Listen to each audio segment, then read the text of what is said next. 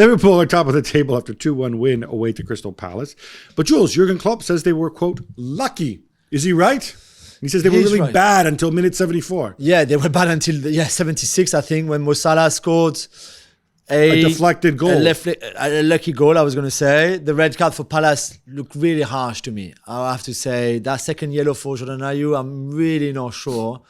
And Palace were not good. Palace, you know, I don't think they're a good team. I'm not a fan of Roy Hodgson still being in the job right now, but I think they can feel harshly done. And then it's a great goal by Harvey Elliott at the end. He's very, very talented, very good.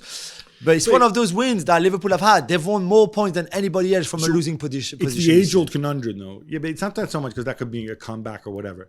This is Liverpool playing badly and getting results, which we've seen for a while now.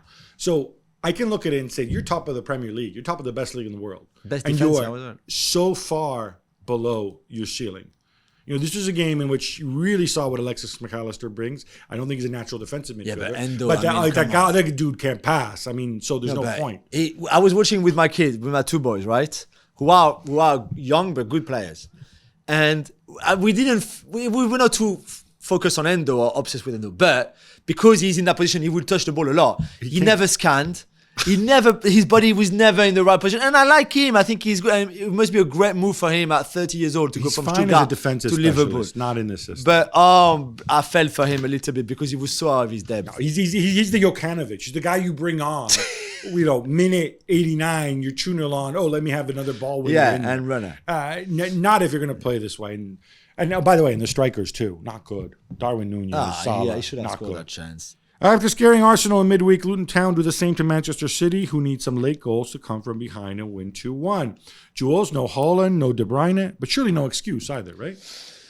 Yeah, it was, I don't know, this game happened exactly. Oh, and Rodri was back, your favorite guy, Rodri. No, I know, but we knew exactly what would happen, how Luton would play, how they would just pack the center of the pitch, let them go wide because City are going to cross and who's going to head the ball in? Nobody. This is not what they do.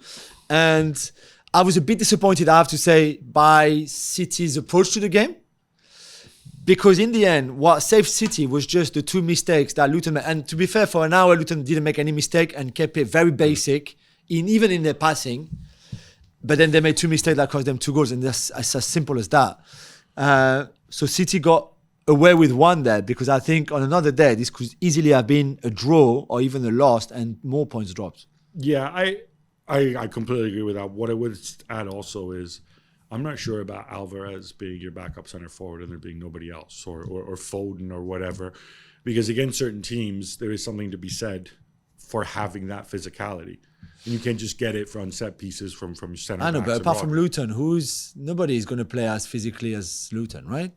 They played with the false 9 before Haaland joined. They can do that again. Yeah, I'm just saying. I mean, I'm not sure it's the right recipe when you play all year with the center forward and then all of a sudden you go to this. Just that. We'll see.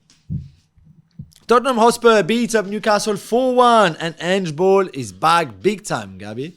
Yeah, so Newcastle are seriously they're on their knees, man. They really are. They're exhausted. They've had so many injuries. They're exhausted. But you know what? Spurs also had an absolute ton of injuries. Yeah. Some of these injured guys are coming back. I thought Pape Sarr is a monster in the middle of the park when he's there. Big shout out to my man Udogie as well. And of course, Heung-min Son. When Richarlison gets on the score sheet, they score a lot of goals. They take a lot of risks. It's totally fine.